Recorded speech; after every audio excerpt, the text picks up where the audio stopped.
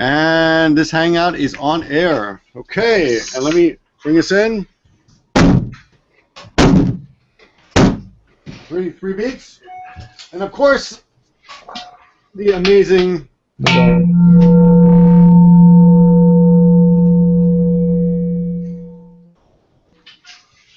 Welcome, ladies and gentlemen, back to 2.5 Oyajis. It's been a long time. Well, I apologize for the last couple of weeks. It has for you. Hiko has been off. He's been taking care of business. He's the only one who's been here. Yeah, Victor's had Ebola, but he's obviously back. I had Ebola. I was thinking about getting Ebola. About that. I got it at McDonald's. And next week, well, we might as well tell them, Hiko. Next week, Hiko's going to be somewhere. Yeah, I'm going to be getting Ebola. I'm going to be flying on Malaysian Airlines, so provided I arrive where I'm going and make it back at the end of it, I will be in Malaysia. Are you really going to be on Malaysian Airlines? Yes, there and back. Are you going with your family or alone? Alone. Okay. So it's okay. Yeah. I hope you have insurance. My wife has told me to get the most expensive one, the one with the biggest payout. I'm insured up the butt. Well, not that I'm suspecting she's going to do anything. But, yeah. And tonight, this is the second time we've had, I think, Unrested on, right? Maybe it's the third time, actually. Third time. I was going to say. I talk to this guy all the time, so. This is Unrested. He's a regular. What's up? There he is. Unrested. Scott from Unrested, the Unrested channel. Thanks for joining us tonight. No problem. We thought it would be apropos since you are the terror expert of YouTube. Especially in the Japanese vlogging community. As far as scary stories are concerned, I'm not like a terrorist. Yeah, he's not actually from ISIS or anything like that. I think we need to clarify that. Please, I don't want to be associated with ISIS. Tuning in and they are watching, and they're putting Scott on a watch list. So no, he is in charge. He is the expert on scary things that do not involve bombing people. Yeah. Now, how's the sound, everyone? Because I got a complaint last week that he says I love videos, I love Hiko, and I love the 2.5 Oyajis show, but the sound sucks. So we got to complain about Google Hangouts, guys. Just so you know, Google Hangouts doesn't. Yeah, really actually, he said it was Google Hangouts. Yeah. He said okay, there's only so much we can do with Google Hangouts. I hate it too, but. Next time I guess you can invite him over to your apartment. He can sit in the room with you. The sound would be great that way. Just sit in the back, right? Yeah, just sit in the back. The sound. He'll say, the sound is still terrible. It's still terrible. I don't like it. Something wrong with your voice. Your voice is low fidelity. So, it's been actually a long time, so I hope you don't mind if I catch up with these guys. I haven't talked to Hiko or Unrested in a couple of weeks, I think. So. Yeah. Hiko, let's start with you since you're the other. What's with the China-loving panda on your head? Well. Why do you hate Japan? Well, no, you don't get it. This is Halloween theme. This is terrifying. Oh, you killed a panda. It's a representative of your hate for China, I see. So I'm good, but so you were sick. Well, like, what disease exactly did you have? Because pretty much. Nowadays it sounds like anyone sneezes on an airplane and they lock them in the bathroom in America. So I don't know. Everything. I just had a really bad cold, and I was going to work every day, but at night I was just out of energy. I fell asleep at 9 p.m. one night. Yeah. Well, for me, you're an old man, of course, so that would be perfectly normal. But at least you didn't. Man, if you were on a cruise liner, like in Mexico or something like that, and you put a cold, So why does it have to be Mexico? Was that another Mexican comment? Stop in Mexico. Well, I'm not saying that you were going home or anything. I'm just saying that they were on their way to Belize and they stopped. You better watch it tonight because I'm pretty sure Scott is Mexican too. So. Yes. Yeah. Actually, now come think of it, you're Canadian, right? Not Canadian. Yeah, I'm American. Oh, really? Yeah. Okay. Why would you insult him by calling him Canadian? I don't know. I'm American. He was full of racist remarks today. I think it's all like the horror. You're Mexican and he's Canadian. Well, it's a bit of a compliment to call him Canadian. It's all the same from a Kiwi's point of view. But I don't know, the fact that you're just weird stuff. That's kind of consistent with a Canadian image, I guess. I don't know. Canadians are scary. Yes. It's like Busan Kevin. That guy freaks me out. Yeah, he is scary. Yeah. Scary. Who are the? I just did his Halloween one released today. Oh yeah. So if you want to hear 2 more extra scary stories, you can check out Just Japan. I'm on there today. Okay, that's good. What's been going on with Hiko? Any news? The lad turned 5. Oh, That's pretty awesome. congratulations. He's a big dude now. 5 years since you had that kid, huh? You're gonna keep him? I guess you're gonna keep him at this point. Sorry? You're gonna keep him at this point, right? At this point, I think now you can no longer return them. Yeah, the void is scratched now. I think it's 3 years or something that you can use the baby box. Actually, I think Scott has been a father longer than you. Is that right? How old are your kids, Scott? No, mine are 3 and 2 now. Okay, so he goes the first. No, well, there's other people, of course, who've got other. Well, there are other people. I think other people have made babies humans in the past. Yeah. I remember there was actually, you know how they started that baby box for like people in Kyushu? There was somewhere in Kyushu, like Kumamoto or someplace like that. They had they set up a baby box for like mothers who gave birth to unwanted children, like unwanted pregnancies. And like a month after they set it up, some lady tried to take like her 17-year-old boy to it. That actual thing. She actually tried to leave him there and drive away. And he this guy's mother tried to give him an abortion after he was 8. Yeah, that's what it reminded me of. I was just about to say that's like the episode of. Yeah. Cartman his mother tries to give him an abortion. South Park is rapidly getting to be like The Simpsons, where they've pretty much just covered every single possible topic. Yeah. The new episodes are good. Have you seen them? They've got new episodes up on the web now, so I am catching them. No, I haven't. But I go to couchtuner.eu or Cuevana. Cuevana, right? The Mexican side. It's the Chilean side actually, but it's really good. Quality's amazing, and it's streaming, so you're not breaking any Japanese laws because you can't download in Japan anymore. So. Streaming is included in the regulation technically. Since when? Really? Since the drafting. And everyone said, "Are you trying to outlaw YouTube?" And they said, "No, not outlaw." I did a video on this, and I read it in Japanese, and it said streaming's okay. Streaming was a big topic. They explicitly said. I read it. You actually complimented on me on that video. You watched it and you said thank you for clarifying that. This is old news as well, so maybe we'll come back to it. But any case, they might have changed it. I don't know. But it's fine. I mean, seriously. As long as you're not ripping off AKB48, nobody cares. Pretty much. Which is you're getting straight onto the horror topics now as well. They are scary as well. AKB48 freaks me out, man. I don't know. I can't sleep after I see one of their elections. What about like their sister groups like HKT and NMB and JKT? And NK is that's right, the Nogizaka as well. You have to get Jake Knowlton to talk about that because he is the AKB48 horror expert. And actually, there's got that new one which is just made up of girls who are in debt who are like singing as idols to pay off their debt. Yeah, I saw that. And actually, I don't understand. They're in debt, so they got a show, like they got a group. Well, I don't know. But the thing is, well, so how it's like. I remember hearing Oprah talking about how, like, when she was a kid in the 50s. Sorry, I'm staying on horror topics, talking about Oprah. How when she was like a kid in like the 1930s or whatever it was, or is it the 50s? 1930s. No, she's not that old. But but whenever she said, she said in the old days, black people were never on TV. So when they're on TV, everyone in the house would get excited and say, "Look, black people on TV, come and watch." And I must admit, how would she know that? Sorry? How would she know that? She's black. No, so how would she know that they're black? I'm pretty sure she can tell what they look like. How would she know that white people reacted that way? No, she said herself. Oh, her family reacted that way. She was excited to see other black people on TV because there was a time in the 50s where there were no black people on TV. And it's not exactly like that in Japan, but I must admit, we're all guilty, right, as white people in Japan. When we see a white person on TV or in an article and no one's saying who they are, but they're kind of there, and you kind of think, "Oh, Gaijin, who's that?" And so in this I see, you're right, yeah.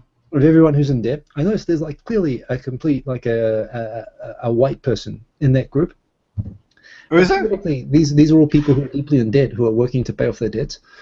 So I'm really curious as to what the backstory on that person is. We got to get Jake in to talk about that. I guess Jake, are you there? Can you tell us about that? Because I want to know what her story is. Yes, Jake probably does. We'll give him a. This is probably the alternative to being forced into working in adult entertainment premises. I mean, that's what usually happens in these cases. And to tell the truth, I can't really tell the difference with this AKB stuff. But I digress. Tell the difference between what? What do you mean? Well, I think it's a form of prostitution in some ways. The way that the whole business mechanism around AKB and all those related groups, including, I mean, it's getting closer and closer to the actual thing. They're even being less transparent about the business model when they're actually using people who are actually in debt and trying to sell them on that as their backstory. I don't know. I mean, it's kind of, you talk about exploitation. This is exactly. It's white slavery and exploitation, but it's great. I mean, it's wonderful entertainment, and it's a good horror topic. But they're into it, They sign up for it, so. Yeah. They do. If you don't want to sing and dance, then don't take the job. I sing and dance all the well, yeah, but yeah, that's right. That's You don't have to have any talent. That's for English teachers too. That counts for English teachers as well. Yeah. Heads and shoulders, knees and toes, knees and toes. My son does that. He does that one. Does he? Yeah. So enough about me and all of my complexes. I've had a very complicated 2 weeks, so I'm glad that you're back to just let me dump everything on you. But Scott is here, and I'm sure you must be feeling increasingly awkward with the topics that we're raising. So, Cheers. yes. No, I'm fine, guys. What have you been doing? I heard you're trying to rip off my JNews series. I saw that. Oh yeah, that's all I do. I just exist to rip people off. You know, I'm the first person to do news on internet, so it's obviously a ripoff. Yeah, exactly, man. Yeah, you coined just the like whole Hiko ripping me off every Sunday night with his live JNews. I've had other people actually start exactly JFAC, like they've actually done their own, like after I started it, but whatever. Oh, really? It's never. You gotta register the trademark for that. I can help you with that. That's okay. Hiko, that reminds me, are you guys open about your jobs? No. I am. I'm open about former jobs, but not current ones. I mean, are you open about what exactly your job is? Not where it is, but I mean your actual profession. Me or Scott? Both of you. I always am, because I actually get commissioned sometimes from my own viewers. Okay. So I wasn't sure about either of you actually. I mean, of course I am. I talk about it, but I've got kind of it's a rule for no particular purpose, but I just decided as kind of a policy. I do not talk about. I'm happy to talk about past jobs, but I don't talk about current jobs. Right, Pretty much because it doesn't really benefit me. I mean, I'm not running my own sales thing where I want to. I want to know if people know. I mean, everyone knows Scott is a professional artist, but do people know that you're a professional twerker? Well, see, I keep telling you don't say that on the air because this is a thing. I try to separate my twerking from my vlogging because I think I need to keep the arts independent and don't mix them. Don't mix the hobby. You don't want to insult a twerking profession, bringing it down to J-vlogging levels. Yeah, well, they're very different crowds, I mean, I'm pretty sure all the twerkers would get very upset if they found There must be some overlap, though. But just the fact that I'm sitting down here doing nothing with my ass at the moment would probably offend and upset a lot of my twerking fans. So I really do try to keep that apart. Okay, I apologize for bringing that up then. Let's get to Scott. Scott, any big news with the channel? I got my movie came out recently called Smudge Mouth, and I got another horror movie coming out soon. Well, I guess it's kind of like a horror / horror show type thing that's coming out just for Halloween. That's a special Osoroshi Saturday, which is my horror show.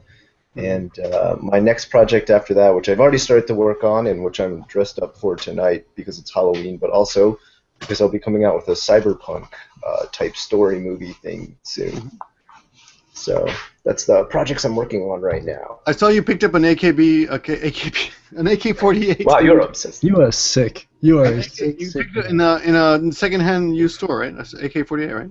Yeah. It was actually I messed it up. I don't really know a lot about guns, to be quite honest, even though I'm from America. It was an M4. That's what I was in for. It was an M4. Yeah. Okay. Did you hear about this? He picked up a gun for like $1,500, right? I mean, 1,500 yen. So if you say $1,500, yeah, that was it, man. A real gun. You'd probably have cop killing bullets with it as well. No, 1,500 yen. So you had like a actually, what it was it was a thrift store. Well, I think it's an air gun if I'm correct, but I mean it's a replica air gun which is made of metal and everything. So I mean it's got like the same weight to it and everything. It was actually a thrift store that was going out of business. That's how I got it so cheap. Oh, well, nice. That always makes me sad when like secondhand stores go out of business. You're like, if they're going out of business, it's a secondhand store. How can it go out of business? The prices can't be any better, Jesus. Well, the prices of the third-hand stores I find rocket. They tend to take off when the second-hand stores start going out of business. I feel it's insulting to shop at those stores. Actually, one thing about this: when I came to Japan on a school trip when I was 15. And all these guys here saw that all of these air guns and BB guns, it's kind of funny. Japan's really tough on actual guns, but like BB guns and air guns and replica guns and realistic replica guns, they're bringing the age down. Well, they're easy to get, and there's absolutely no restrictions on them at all. So all the 15-year-olds and 14-year-olds on my school trip, all these guys from New Zealand, They're like, oh my god, air guns! I'm going to buy as many of them as possible and put them all in my suitcase and take them back on the airplane to New Zealand. And a few of those guys got pulled up. I mean, I wouldn't even imagine if they tried to do it now. But even back in 1990, they got in a fair degree of trouble for trying to pack their suitcases with replica M4s. But yeah, they look really real too. I mean, they've got real weight to them and everything. I mean, even down to the fact that the magazine I load in is in the exact same shape, and it loads in the same manner, but it literally has a little hole that opens up and you pour the BBs in. I mean, they're almost not. I mean, they're not just replicas. They are actual guns, and they actually fire projectiles that hurt, and they weight. They got metal and stuff. I mean, they're serious shit. And like my 5-year-old could walk up to the shop and buy one if I gave him 1,500 yen. Yeah, if you shot somebody in the eye with one of those, actually, there is an age limit on it, Hiko. There is? But one of the politicians recently, I think it was Abe actually, a major politician is trying to bring the age limit down to 15. But it must be more than 15. Maybe that's for air guns, but for the BB guns? I mean, sorry, air guns. Yeah, air guns. Okay, so for air guns, like with the actual because this is the other thing, there's a whole bunch of 2chan forums that just specialize in how to supercharge the air canisters on air guns to make them basically actually get powerful as lethal. So of course those are, but the BB guns themselves, even the BB guns, which can do a nice bruise. Well, I mean, you can put up the PSI on a paintball gun to pierce your skin. So I mean, imagine what you can do with a plastic pellet. Yeah. Well, that's what they do. It's scary, man. Speaking of, do you guys know if there are paintball places in your towns? I've never seen one here in Japan, and I used to play paintball in America, but I'd never seen one here. I've seen them in Florida when I went to visit. Well, yeah, Florida had a ton. They are well among the people who do them, and I've got friends who do them. I've never been to one, but those war games like the combat catch the flag paint gun things, that's its own thing. That's a big thing in Japan. Oh yeah. I mean, really? Things exist. They exist. It's fun. I've played it before. I used to have my own gun and everything. It was super fun. It's just expensive. You feel like you're shooting nickels and dimes. Yeah, if you look it up, you can find them. I'm sure you can find them. Any one of the big cities like you guys are in, you'll be able to find it pretty close. Probably just out in the outer suburbs. It exists, and it's quite a big thing. And again, Japanese people being Japanese people, in New Zealand, people do it. They'll all show up in jeans and t-shirts and shorts or whatever. When Japanese go and show up for paint gun stuff, all the gear, right? They dress for the occasion. They show up first. They train in Syria. Well, this is it. Oh my God! And I wish that was a joke as well, but it's actually kind of partly true. Yeah, and it's the same guys, who they like paint. I know. They go to Syria, Jesus, kind of. Yeah. Oh, brother. Well, let's meet. Let's hear some Halloween stuff. All right, let's jump into some horror stories. What I'll do. Let me just. I'll read some. I guess some you probably already know. I'm sure. I thought I should put on something scarier for this. That's pretty scary. That's pretty unsettling. Yeah. Yeah. That's. I'm disturbed thoroughly. I was on Machu Picchu. With the flower right next to you. Yeah. I went to Machu Picchu, and the guards they took it. They said you can't film with that thing on your head. Put it away. We're going to take it away. Because you were filming with it on your head. I had it on my head, and I was filming a video. He reminded them of the conquistadors, because they rode horses and they couldn't tell them apart. I'm seriously said, put it away and erase the film, or we will take away your camera and your horse. And your horse. Yes. So it was a fuck you and the horse you rode into. Basically, literally, yeah. Exactly what I was thinking. Yes. Yeah. Okay. So first I'm going to go over two classics. I'm sure you guys probably know these ones, and then I'm going to go into two a little more lesser-known ones that I can get kind of you guys' feedback on, like what you think. So one of the most classic ones we all know, Kuchisake Onna. The interesting thing, I guess I should give people background on it. Kuchisake Onna literally means the split-mouth woman, and it was started all the way back in Edo era, which I was surprised to find out when I researched it. I didn't know that. Yeah, I know. Yeah, it goes all the way back to then. Edo period rocks. There's so much cool stuff that you find out actually came from that time period. Like they had the shit. Yeah, it's crazy. It's crazy how much. There's another one I'm about to go on after this. It's also from there.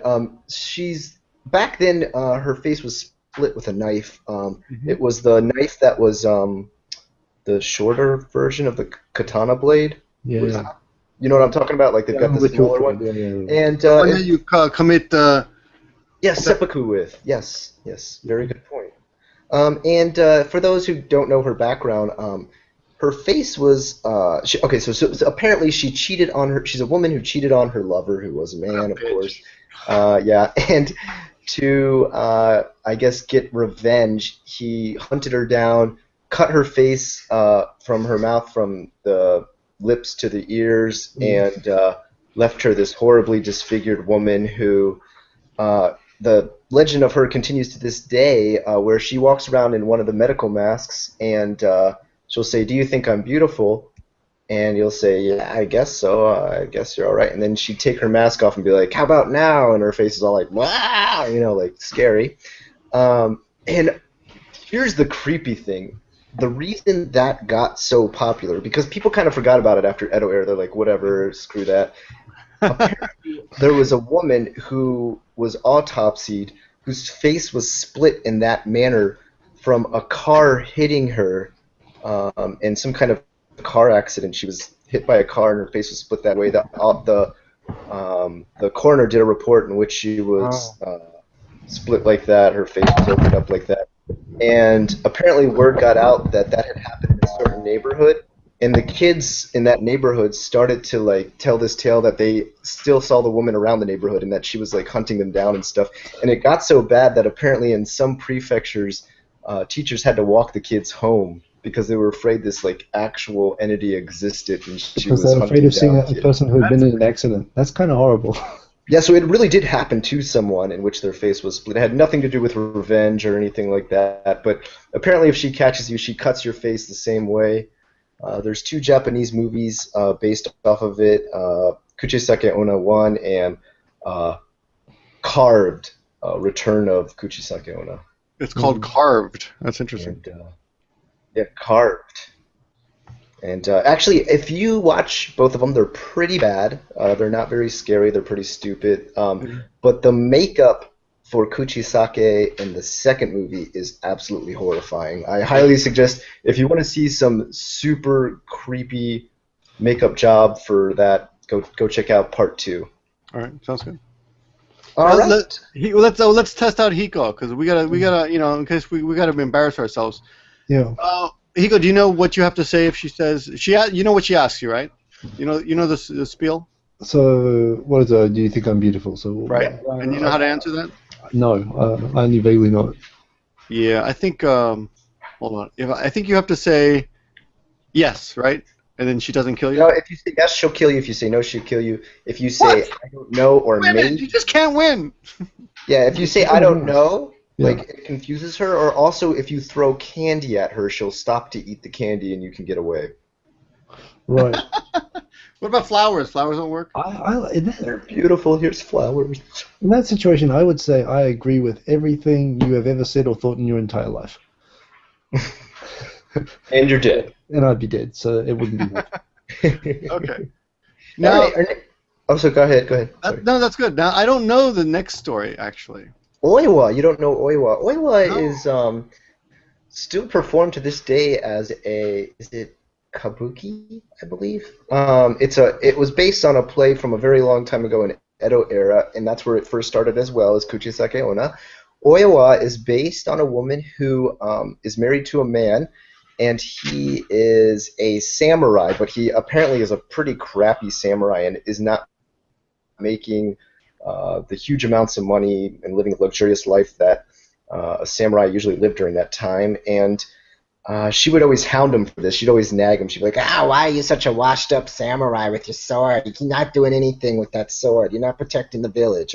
I don't know exactly how. You Sam when you do that. Yeah. I don't know how she got, I don't know how she nagged him, but apparently she did. And he got so turned off by this that he eventually started to secretly date a very rich woman in town. And the father got wind of this and was like, hey, I know you're dating my daughter. It's such a shame that you can't actually marry her since you're already married, or you're already married to another woman. It'd be horrible if something quote unquote bad happened to her. So that's where he kind of got this idea. I'm going to poison my wife, when she dies, I'm going to marry this rich lady, and then I'm not going to have to worry about my money troubles. Right, yeah. And so that's what he does. That's a good idea. Yeah, it's a great idea. It's Edo era. Anything goes. So he poisons her. They never explain like what poison he uses, so I don't know what they had in mind. But he poisons her, and she writhes in agony for days and days. And apparently, the poison doesn't kill her, but it somehow, and I don't know if there's actually a poison out there that can do this. I haven't looked into it. It makes half of her face, like, I guess, almost like go dead, like it can't move right. And so, like, it loses all muscle structure, and like her eyeball is like kind of falling out almost, like her half of her face is pretty much asymmetrical now. And she's really well known as like this ghost with the half deformed face, and the big thing is always that her eyeball is drooping. And so she becomes like this horribly deformed woman, and her hair falls out, and she's disgusting. And so now he's that's creepy. Now he's stuck married to this woman who's like always violently ill and horribly deformed and disgusting, and he can't marry her, so he's totally screwed. So finally he gets too fed up with the whole situation, literally picks up her, withered body and throws her off a cliff to her death. And somehow they still chalk it up to, I guess she tripped and fell off a cliff while sick. So Honestly, I hear a situation there which could have been completely avoided with a simple purchase of a paper bag. Or an air gun. Well, anyway, he still wants to marry that woman, though. You got to remember. Oh yeah, it's complicated. So she dies. He finally marries this other woman, and the next day he wakes up and he's feeling guilty, and he looks over at his lantern, and his lantern has her face superimposed onto the lantern. He freaks out, runs away from the lantern. Whose face? Oiwa's face. Her deformed face is on the lantern. That's why if you ever look up pictures of Oiwa, there'll be a floating lantern too with like a deformed face. Oh, right. I know that. I didn't know that. That's what it's called. Yeah. So apparently he goes off. He decides, I'm cursed because of this. I need to go to the local temple and get uncursed. And as soon as he gets there, the first person who shows up is the priest, and he's in front of the temple kneeling and praying, blah blah blah blah blah. And he says, "Excuse me, like, can you help me?" And as soon as he turns around, his face is Oiwa's face too, and everybody's face he sees from then on out is Oiwa's face, that horribly deformed, and he goes crazy and kills himself. Okay. I love a happy ending. Yeah, I love happy endings. That's very kabuki, actually. I've been in a couple of kabukis that were kind of like that. They're kind of dark, aren't they? Yeah, they tend to be. But this is the thing with the Edo Jidai stuff as well. You know what I like about and Shakespeare deserves credit for this as well. I know a lot of stuck-up people talk about knowing Shakespeare and trying to be superior about it, but the whole reason Shakespeare stood the test of time is because he has Tarantino-esque streaks. He gives storylines. I mean, talk about King Lear. Wouldn't it be vice versa? Tarantino has Shakespeare-esque streaks. Yeah, probably, but you talk about but when you talk about ultraviolet, people don't know who the hell Shakespeare is these days. When you talk about, for example, when Kubrick got Clockwork Orange banned, for example, right? For Tarantino's best films. Oh man, yeah, we're Stanley Kubrick. Go ahead. But for example, when that movie got banned, I mean, one thing that Kubrick always said was, well, how come my movie's getting banned when you've got Shakespeare plays where the bastard son of the king pokes out the king's eyes, pulls them out one by one, and there's a scene like that in Reservoir Dogs as well, right, where they deform the guy and stuff like that, and it's off camera. But with Shakespeare, all that stuff was kind of on stage. In a way, I mean, that stuff was kind of like, even by the standards today, they could kind of do stuff, and they were kind of more out there with stuff back there in those storylines. Those storylines are crazy. And the other thing is, Oedipus, he fucks his own mom, and then he tears out his eyes. I mean, but he didn't know she was his mom. You can't blame him for that. She was hot. Well, okay. If you met some girl who was hot and you didn't know it was your mom, I wouldn't blame you. The Greeks have everyone. I'm not even going to try to compete with the Greeks. They've got everyone beat in the story. But I mean, but it's kind of true. I mean, the what I really like about what I find interesting about the Edo period stories and the Kabuki stories and stuff like that as well, even from that period, and even now, you think about how we like to think that we're the most modern, the most advanced, the most liberal. That we have movies about everything. Mm-hmm. But back in the Edo period, like we've been through a period of 200 or 300 years where in the West you certainly couldn't make a play. Again, Shakespeare kind of did, like about dudes loving dudes and stuff like that. Mm. In the Edo period plays, and with the Greeks as well. I mean, the Greeks have everyone beat, of course, but but back in the Edo period, all this stuff was completely normal. Like the heroes in those plays would be matter-of-factly homosexual, or and they'd have this kind of ultra-violence, and they'd have these kind of storylines and stuff which you couldn't even now you'd still struggle to put into a Western movie. And that's kind of what's awesome about them. That's kind of why you can still use them today, and they're still awesome, like challenging, leading edge stuff. I don't know. It's kind of cool when you're free of all those cultural taboos and hang-ups. Well, if you look at like Oda Obunaga was known to favor a 14-year-old boy. Yeah, as was Alexander the Great, but he was Greek, of course, so he gets a pass. Yeah, but they actually had like a special like compartmental love for that like pedophilia and stuff like that. I don't know. It gets into 14-year-old's not pedophilia. It's another classification, but. Yeah, you're right. I forget what it's called. Pedagogy, I think it was called. That Anyway. No, pedagogy is when that's a different word. Yeah. Pedagogy is like, okay, let's get into a more recent one, if it's okay. Sasebo, you guys know about Sasebo recently, right? Oh, yeah. Oh, gee, so you... of course. The Sasebo murders, yeah. It's a second major murder. Yeah, the other one before was the Sasebo stabbing. Nevada, little Nevada girl. Yep. So this one is connected to that. Apparently there was a internet, I don't know if it's like a website or a company that came out of there that had this pop-up window that would show up on Nichan, and it was called the Red Room pop-up window. And apparently, you know about this one? Like it would pop up and it'd be like, Akai ski? Like, and it would be like red, the color red. And if you clicked, you could click yes or no. And if you clicked it, it would take you to this screen that would be like this red room with all these crazy binaural beats and like crazy imagery and stuff. And apparently it would drive you so insane that if you or yourself by yourself or somehow were in your room, you would either cut yourself or cut another person in the room enough to paint the entire room red with their blood. Yeah. And so this was called the Red Room Curse. Yeah, I remember that. Well, that's a good one because that's kind of old now. That's about 10 years old now as well when that happened.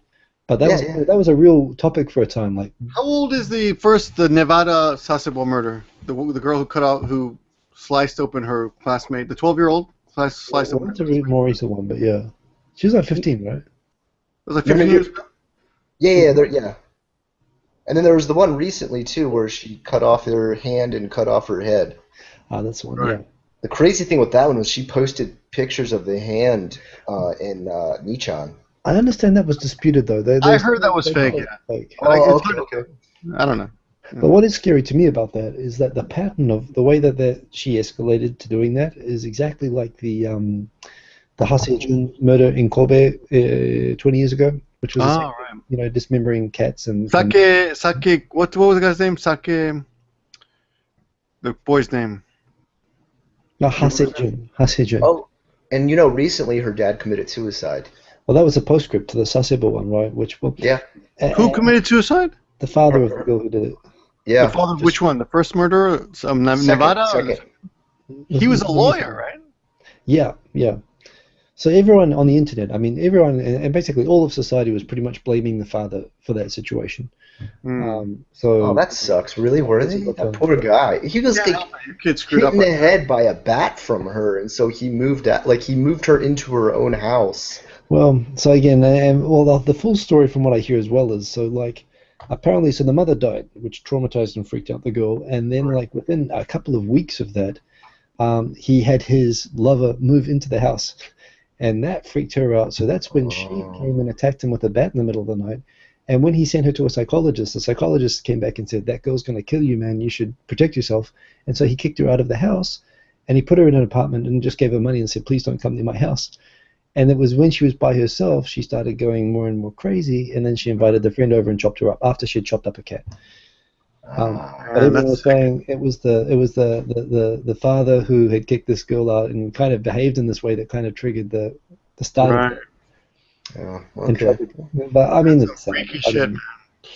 This is, I mean, and there's probably loads we don't know too. I mean, there's probably so much we don't know about that situation. Of course. All right. That's a creepy one. That one creeps me out just because it's tied to real life. Anytime they're like, I can find some sort of real life connection to it, just really freaks me out. Let's time out on that note, and let me ask both of you. What do you think? What is the most screwed up recent murder that you've heard of? Most screwed up recent one. That's a pretty big one, the Sasebo one. I can't think of. How about the guy in Brazil recently who killed something like, he said like 40 people or something? Like he was like a good-looking guy and everything. Is like really handsome. He just recently he was a security guard and he abused his security guard power to kill tons of people, and they just recently found out. That sucks. I don't know about it. Yeah, just really, this is super recent, like only a couple days ago. Apparently, like, he's a good-looking guy. Like, I saw a picture of him, I was like, yeah, he actually does have, like, pretty chiseled looks. And apparently he killed something like 40 people. He got away with it really easy, he said. Yeah. Well, Hiko, anything? I guess I don't really dwell on things like that. I can't remember. I don't either. In fact, I don't like to dwell on it. But what I can say certainly is that here's the thing with Japan. Japan doesn't have a high murder rate or crime rate. I mean, they spend most of their times filling in like lost umbrella reports, from what I hear. But when a Japanese person does decide to do a murder, they do tend to go a bit weird about it, don't they? There are a lot of the percentage. I don't know, maybe it's just a perception. Maybe I used to watch too much Cops, and I have this idea that in the West that, you know, murder is usually a domestic incident and a shotgun and someone being found in a trailer or something like that. Right. But here, you know, people go weird. I mean, most of the cases I can think of in Japan, they involve stuff like this case, like chopping things off, and it's not nice when it happens. Yeah, just in the past couple of days, we've had one where a mother killed herself and tried to kill her 11-year-old son in an attempted murder-suicide. She died, but he luckily lived through it. A guy, apparently he said he assisted his wife in suicide, that she wanted to die, but they found her locked in a car. Here in Ichinomiya. Yeah, he was 53 and she was 46, and he said, I killed her because she wanted to die. Killed her because she wanted to die. But I mean, she was locked in the van with the gas stove, so maybe. I think the worst thing is the guy who killed a 6-year-old girl. Oh, in Kobe, that happened really close to here. Yeah, that's so sad. That's a weird case as well, because it's not entirely clear exactly what's going on with that. I mean, obviously, there is a tendency that the police have in Japan, which is why I think some people, including myself, looked at that still with skepticism. There is a tendency, and this has happened in other cases, that the police will arrest the nearest mentally disabled person to the scene of the crime. Really? Yeah. But he left his card, he left his business card in the trash bag that her body was found in. I know that was so screwed up. Yeah, I mean, that's pretty hardcore evidence. I mean, unless he's just like, oh, what's this body bag laying here? Here's my Meishi. Yeah, but you know, and they had the video. They saw the guy walking behind the girl before she went missing and whatever as well. Right. But at the same time, you still just want to be a little bit careful around that, because again, there is a case there was a case in Chiba where they arrested a there are multiple cases. Because you know how the police work in Japan. There's no CSI here. They don't take fingerprints and DNA. I mean, they probably do, but they don't know what to do with it when they collect all the stuff. They get the guy who they think it is. They charge them with jaywalking, and they detain them for 72 hours, and they interrogate them non-stop. And then when that detention period runs out, then they charge them with having an unregistered paper cutter in his apartment, and then they detain him for another 72 hours, and they just keep detaining them on different charges in succession. They never charge them common one is actually disposing of the body. Yeah, well, that's the second to last option. Yeah, and then they get the HR murder. That's what they got that guy for, disposing the body. But when you've got someone who won't confess, I mean, they won't do it through evidence collection and clever police work. They'll just keep adding charges to the guy and piling pressure on them until they confess. And when you get the nearest... And I've heard they use some pretty abusive tactics. They don't let them sleep. They don't let them eat. They do actually. I mean, there are cases. I think it's gotten better that they don't beat them as often anymore, but they used to. I mean, yeah, they're very Things are coercive. getting But they better. use cruel and unusual punishment. Well, There's not no only question. not only that, but just the fact that the police release everything, all the circumstantial evidence about this being the guy, they release it all directly to the press, who broadcast it everywhere. And then they come and they show them a newspaper and say, look, everyone thinks it's you. Confess to it now, and you'll avoid the death penalty. And that's how they get their 99% conviction rate. They get it all based on confessions.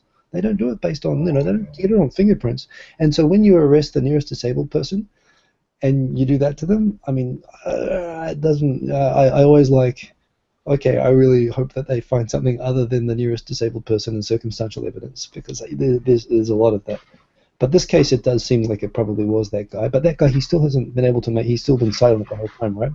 And that's also been driving the police nuts. But yeah. He's been silent about the whole thing, huh? My wife, apparently, she follows. I told you before. My wife follows the 2chan threads for mothers. There's a 2chan just for mothers, and you have all these conspiracy. That is so weird. Oh man, but she sometimes when she finds something really good, she kind of relays it to me. But all of these kind of paranoid, racist, right-wing conspiracy theorist mothers all over Japan who write on this site, and they talk about like the whole. They had like 100 police search that apartment where that guy lives. Mm-hmm. And they found nothing the first time, and then they came back, and it was like on the second or third search, all of a sudden they find the girl's bag inside the apartment, inside the guy's room. But all the conspiracy mothers were like, "There's no way the police would have missed that on the first. They would have torn that house apart. It's too convenient that they found that bag in his room, and they're releasing it to the press." And he hasn't confessed to it still. But I don't know. So you always yeah, the first rule of Japan is never get in trouble with never get involved with the police in these sort of things. The moment if they set sights on you, it's not going to end well. Even whether you've done it or not. Also, recently there was a 20-year-old college student who killed a girl just to see what it was like to kill somebody.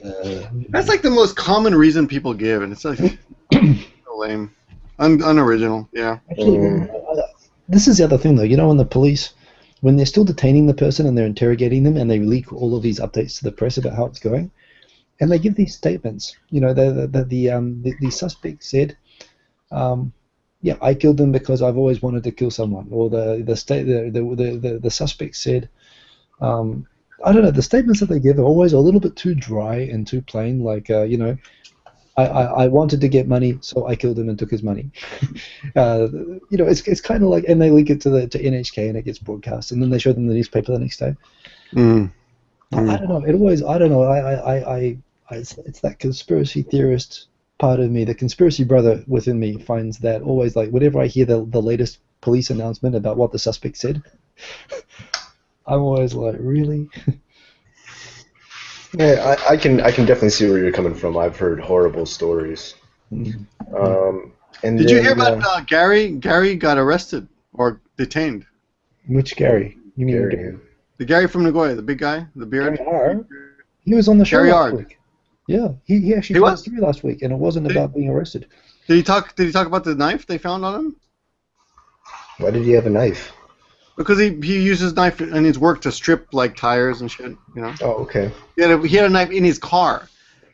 Apparently in the front window. He just had it lying in his car, and the police were waiting for him when he got back to the car. Well, you can't have a knife there. Well, they took him in. They kept him for hours, questioning him. Yeah, with a certain, there's like a certain size that you actually have to have a license to carry. I think 6 centimeters. Yeah. It's a certain size blade that it becomes regulated technically by the Junto, the swords and firearms law. Interesting fun fact about this. When they first arrested Shoko Asahara, the man who gassed an entire village in Yamanashi and the entire Tokyo subway system with meth gas, when they finally arrested him, you know what they first charged him with? What? Knife? Possession of he had a paper cutting guillotine in the facilities, and they charged him with violation of the swords control law. Paper cutting guillotine. Well, that was the first charge. But this is what you talk about. So obviously they wanted to detain him as long as possible. So they just tried to find everything that they could do. But that's it. If you have you could have a butter knife visible in your car, and if it's a long enough But I don't know if technically they could arrest you for a violation of the swords and firearms law. It kind of makes sense though in a country like this that has a history. I mean, they went through the whole taking away. I've heard you can carry a samurai sword around, but you actually have to have a license to carry the samurai sword. Right. Like, there is a license. There is the martial. I've got a friend. I should have asked him. Oh, you know what? I just thought I remembered this as well. So the martial art Aido. Aido? Yeah, Aido is a martial art, which is purely of the art of having a samurai sword and taking it out and putting it back in the holder. Wow, really? And it's an entire martial art just dedicated to the art form of carrying, and like in a Tai Chi kind of a movement. The movements for extracting. You can imagine because this is a thing as well. You go back to the Edo period. The Edo period was awesome. So they used to have this rule that if ever you pulled out a sword in anger, if you unsheathed a sword, you had to go through with it. It's a bit like the LAPD, how they talked about if you ever pulled a gun and they asked why didn't they use guns to suppress Rodney King, and they said because if I did, the rules say I'd have to kill him, so they didn't. But it's a bit in the Edo period. There's this thing: if you ever tried to threaten someone with a sword by actually pulling the sword all the way up, there was actually an obligation that either if you didn't kill the guy, the guy could claim you could be executed for pulling out a sword in public. This is how they controlled use of swords. You had to. There's some anime character where you had to put blood on the sword, or you couldn't. Yeah, I remember about that. That there was one. It was like if you draw a sword, you have to draw blood. You have to draw blood. Right? That's it. So if you pull it out and you say, okay, I changed my mind. No, that's it. If you pull out the sword, that's an executable offense, and this is how they stop people threatening people with swords. So that's what Sam Pepper said in his defense. Yeah. So of course what they used to do is they'd show the sword and they'd pull it part the way up, but they'd never pull it all the way up, right? I mean, this is kind of the when they're the epics or whatever, the Japanese cowboy epics. They do the thumb and they go click. Yeah. Click it out so it just comes out a little bit, right? Right. And pull it all the way up. But the thing is, I've got a friend who does Aido, which is a martial art, and they use real samurai swords. And this guy, is he a foreigner? Foreign guy. He's got beautiful, beautiful real samurai sword and everything, and he'd just come from his Aido thing, where they meditate and stand up and they practice the motions. And I was like, well, this is awesome. Show me this, so show me what it involves. And we were met. I remember we were at a party where we were watching a K1 night. So all the other guys there were like martial arts guys and kickboxers and stuff like that. Don't ask me why I was there. I don't actually know why I was. I think I had a couple of friends there. But all of these guys are like K1 fighters, and I was like the skinny guy there who didn't do anything. Hey guys, show me about fighting. It's like a fag hag for martial arts, right? But these guys are all martial arts guys as it is. But this guy's the samurai sword drawing guy, and so we booked a restaurant that was owned by one of the guys. So we were a restaurant. We were all sitting kind of in the shop near the shop front with the street open, but we had booked the place ourselves. And this guy's practicing drawing the sword out. And as soon as he drew the sword out, I'm like, "Well, that's awesome!" And these guys just turned around and said, "What the hell are you doing? Don't be pulling out a sword in a public street. You're going to get us all arrested." Yeah. And that is pretty crazy. I think he does have to have a license to I think he probably has to have a license just to carry that around with him. Let alone pull it out and wave it around in a shop. It probably didn't. But that's it. You don't see that in Japan, right?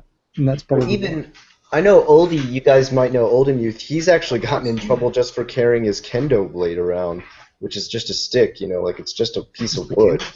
Yeah, he's been stopped by the police before, and they're like, hey, what do you, can you show us that it's not a real sword? And he has to show them, and they're like, oh, okay. But that's pretty normal. I mean, high school kids walk around with kendo swords and yeah. Maybe it's just because he's a guy doing. I don't know. Yeah, it might be the combination. He's half Japanese, right? Yeah, but he does dress like a purple wizard, so that might be one of the reasons. It might be actually more the purple wizard that triggered the search. Listen, it's 11:22. We've been on for 50. Let's squeeze out one more story out of. All right, perfect. That's great because I only have one more left. This one is called diewithme.com. Diewithme.com is apparently a website that will appear. Suicide site. Yeah, if you watch apparently if you watch TV in Japan between the hours of 2 to 3 a.m. Which is when the best TV is on TV, by the way, but yes. Yeah. Apparently a picture of a landfill will come up, and just them scooping garbage into the landfill, and a list of names that have decided to commit suicide will roll, and a person will read them with no expression at all, and then at the end it will advertise a website called diewithme.com, and it'll say, "Won't you please come die with me? You can go visit the site, and apparently, if you do, you will be compelled to kill yourself within the next 24 hours." Oh. Nice. That must be Terebi Asahi, I'm guessing. Yeah, they like that kind of stuff. Why do you hate Japan, man? I just try to get rid of them one by one. I will say, like, one of the creepiest things about that is if you do happen to watch Japanese TV late into the night, around 2 or 3 a.m., sometimes there are some pretty depressing documentaries on, and there's one woman who does the voiceover for almost all of them. She's the same one. I can tell it's her voice every time, and she just does it in this, like, really monotone, like, apathetic voice, like, just like, "This most salarymen are divorced by their husbands and left to die alone in their apartments," and you're just like, Jesus, like, how do you just read it like? That's Asahi, yeah. Yeah. So, the thing about so here's the thing about that time of night, and this is where I used to make myself sick from not sleeping, because I would just come home from work at like 1:30, I have a shower, I'd eat, and then I'm going to wake up at 7 o'clock. But just out of spite, just to have personal time, I would stay up until 3 or 4, and I'd watch TV. And what happens is all the regular kind of network, all the Tarento and the Genokai and all those guys, every TV on commercial TV until about 12:30 at night, it's almost like a rule, it has to be full of Tarento. But after like 1 a.m. or 1:30, between then and 5 a.m. is the time that they start to have. That's the time that they allow the up-and-comers, like the guys who might be TV producers or the guys who have concepts for TV shows, they try them out in those time slots. What's going on over there? You see that? I didn't see that. What was that? That was another person wearing glasses, like he. See? But click on the thing. I can't see it. It's a small. I clicked. I'll click it. Sorry. I did. You clicked too. Yeah. Hello. Hello. That's pretty scary. You know, the scary thing is that he's a actually cyberpunk ghost. He's actually in the apartment by himself at the moment. There's actually no one else in that room. Ichigo, she knew. Okay, it's yogurt. Sauce. It's so good. I could eat 1,000,000 of them. We got off track here. Sorry, continue. You make yourself sick. No. So between 2 and 5 o'clock in the morning is the time that they allow the indies guys, like the TV channels. If you want to break into creating new TV show concepts or getting into the commercial time zones, you start out, if they give you a go, and they only give a go to a handful of people. And this is the thing, between 7 o'clock and 5 o'clock in the morning and midnight, as we all know, it's just talentless, boring formula, putting talento genekai out there. Right. And the rest of Japan, desperate to get into TV, and all the most creative people in Japan, and the people who somehow get up to the top of the pile to get a chance to get a pilot of their new TV show, whatever. That handful of dozen producers, the most creative people who get to break into TV, their shows are allowed to be run after 2 a.m. And that time slot has some of the best TV shows, one of my favorite TV shows ever in Japan. And some of those, like London Boots, started out. Oh, really? That was a fun show. That's a great show. And they became hugely mainstream. I mean, they're completely, they became top of the Genokai eventually, but they started out at the absolute graveyard sort of shift. There was a show called Money no Tora, which I loved, which was about young people who go up to these, big venture startup guys who just put wads of cash on the table, and they have to do a business presentation and convince these guys to add cash to reach their target amount for what there's like a Kickstarter, like a live Kickstarter. This is 15 years ago. There's also that show where they listen to a song in English and they think it sounds like Japanese. Right. Like Mimi no something or other. But Nico Doga does that all the time. Yeah. They're always doing shit like that. They pick up songs and I haven't seen TV in that slot lately, but it's well known in Japan that if you can stay up to that time period, like that's the only time that TV is really actually free and actually creative, and it's amazing when you get to that time period. It's like indies music to me, it's like all this music trying to come up that's actually really awesome with all the crap that dominates the top band. It's the same with TV. So yeah, it wouldn't surprise me if they had that diewithme.com ad, because that would be completely consistent with some of the weird stuff. It was actually there was a time around 2002, 2003. when there was a lot of focus on North Korea, and there was a channel which would just show like highlights of North Korean TV today for like half an hour every day, and it would I'd show like to see that. It was awesome. I mean, they show like the exercises the kids doing, stretching and stuff like that, and the patriotic songs, and it was awesome. And they kind of mash it up so it would look kind of very psychedelic. It was really well done, actually. I loved watching North Korean. Did it make you want to go there? You're like, man, I want to visit North Korea. It looked like a paradise. That would be a really good show. It made you want to go there. It was pretty cool. I mean, it was like spacey. Honestly, it would make me want to. It did make me want to go and like see. You want to go there and tear up your visa and be like, put me in a work camp. That's right. I would never want to go. I'd love to visit, but I'd be scared that they wouldn't let me out again. They'd charge me with being a spy or something. And this is the thing that actually happens. That's the thing, right? I mean, people would go. I know a lot of Americans who have been there, but now it's pretty. Now they regularly do actually decide to let one person in 100 stay and enjoy the company of the state a bit longer. So, good idea. Can't get enough of our glorious leader, man. That's all it is. You heard that they thought he might be dead because he hadn't appeared for 2 weeks, but he's back now. Yeah, he's back with a pimp limp now, man. Yeah, he's got his pimp cane and his pimp limp. I've been following, but hey, we better wrap up now. It's 11:30, so we've been on for almost an hour now. But it's 2 hours. Oh, do we? Maybe like 2 hours. Hard to talk to us that 1 hour film. That boring. Seriously.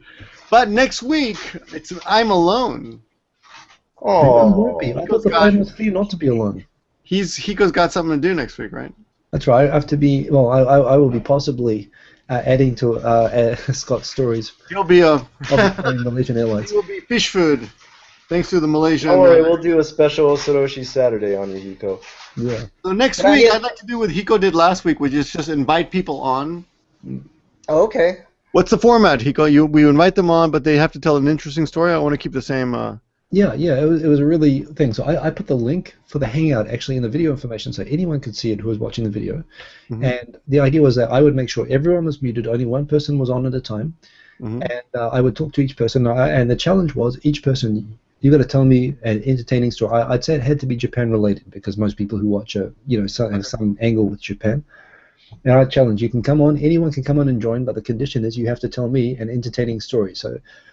Okay, I'll do it the same way, but the only difference is I'll make it scary. It has to be a scary story. Of course, because it's Halloween. That's a good idea. That's a good idea. Oh, okay. And by the way, I don't know why. You should promote that because the thing was I kind of sprung it on people, and a lot of people they wanted to come on, they wanted to talk, but they didn't know what to say. Right. But if you say for next week, if you advertise it, come on this thing on this channel next week with your scariest story. Get your scariest story together, and one by one tell your scariest story. That would be awesome. That'd be sweet, man. Are you going to be free?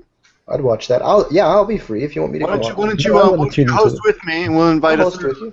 Sure. Sounds great. Sounds like fun. Right up your alley. Okay, we'll do that. I'll advertise it. I want to just give the Unrest team a shout out, guys. Jarrett, Dan, Kyle, and Bjorn. Thanks for helping all this year, 2014. You guys rock. Tell us a little bit who is the Unrest? Oh, in Larissa. Too. Who's your team, man? Tell us about your team. Unrest team is the team I formed in order to have contests about sharing my channel and getting the word out there, and for me to give away free pictures and stuff like that. The main managers of the team are the people who I just mentioned, and Narisa, who actually manages the points that people get for sharing my channel. And if you're interested, you can join the Unrest team. And sometimes we'll have you on our live stream too, which is a fun thing we have almost every Saturday, Unrest team live stream. Cool. I thought it was like an ice hockey team when you started the names. I just keep coming. There was one other thing. Hold on. Going away. Tell a scary story. Yeah, I guess that's about it. We'll do it next week, same time, 10:30 on. Does it have to be Japan based? Does it have to be? No, I think any scary story is okay. Oh, I'm sorry, that was it. Halloween. We are having a party here in Nagoya. If anyone is free, it's on November 1st. Oh, yeah. Come on down. And the next day, if you stay the night, they're all going to go to a big game room that you can do all this crazy shit. If you check out Gaijin Shane's channel, he does a video on it. All the fun shit you can do at this place. It's a lot of fun. I think you pay a certain amount of money, 2,500. So I don't know exactly, but you can play all these funny games. So fun games. Very physical. It's called Snowland. That's the name of the game place. It'll be fun. It'll be fun. Anyway, if you're free November 1st, if you're near Nagoya, please come and join us. Already 50 people have signed up on the Facebook page, so it's going to be pretty huge. Of course, Rachel and June will be there as well. Oh, cool. And Gaijin Shane, Kazuko, Tomoko, Regan. And Regan, of course. Yes. So cool. You're the party going there in Nagoya, don't you? Now you're holding. You're not just number 3 anymore. You've got a real. I think all of us are doing pretty well with our different parts of Japan now. Yeah, everyone's got a community. Yeah. No, it's good to see. Good for us. Pat on the back for ourselves. Oh, you guys are great. Yeah. And on that note, hey everyone, thanks for joining us. Thanks for watching. Thanks for the comments. Thanks for the thumbs up. Please leave some thumbs up so people are fooled into thinking this was a good time. And subscribe to Unrested, please. Subscribe to Unrested, of course. Thank you. Subscribe to Unrested. The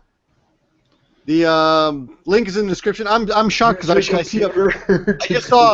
I just saw a comment from Radri, which we haven't seen forever. Radri says, "My girlfriend says you look cool, Victor." Wow. My name's not Victor. Radri, good to see you. Good to see you, man. All right, guys. Talk to you guys soon. See you next week. And check out Hiko Simon on Sunday night. You're going to do your show this week, Hiko? Yes. I'll be doing my regular, as will Scott, I'm sure as well. Yeah. Everyone's doing the shows. Check us all out. Thanks for watching. Talk to you guys soon. Like celebrities on the internet. Good night. How do we turn this off? I don't know. Podcast. There is no off. That would be an awesome.